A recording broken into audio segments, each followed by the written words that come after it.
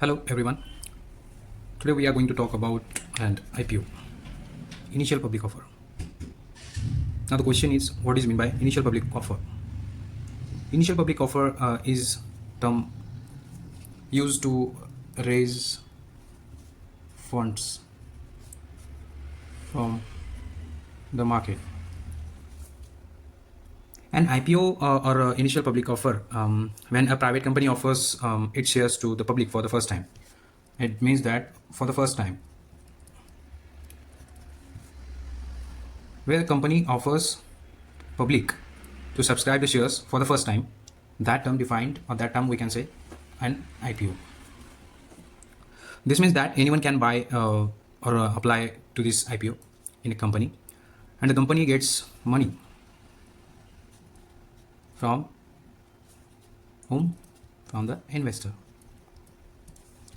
Now the second question we can say, why do companies do an IPO?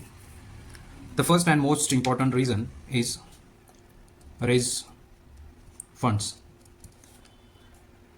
or we can say growth or expansion. The company also focus on to make the visible, or we can say IPO will enable a company to make the business visible to the public.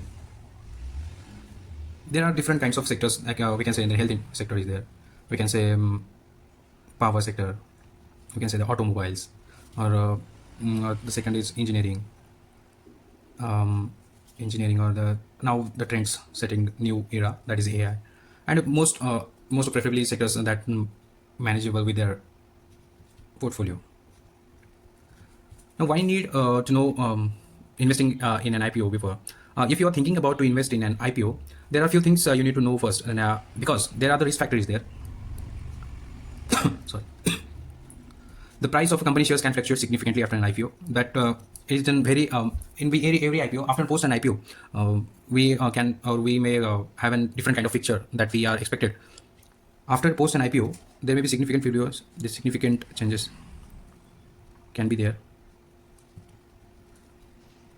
The expectations and post performance of shares cannot be predictable. Cannot be predictable because the targets of a company, the expectations of the customers, the investors, and the possibilities and the growth scenario of the companies are the future events. And the IPO, after an IPO, all the future events may not synchronize properly. That's why the reason is behind the basic concept we need to understand first. The risk factor between investing into the IPO cannot be determined, or we can say that we have to understand, we have to know the exact particular view regarding the IPO before investing. We must consult with our managers, or we can say the portfolio manager, and the investment advisor to know the exact things about particular company, whether to invest into the not or invest in within or not. Finally, it's a good idea to talk on financial advisor before investing in IPO. The IPO can be a great way to invest in a company, but they are also risky. It's an important, as we talked about earlier. To do, you need to research and understand the risk before investing in IPO. The additional, we can say, additionally, we can also add into that IPO. Once you invested into the IPO, your view must be long term. At initially, we cannot say that where you invested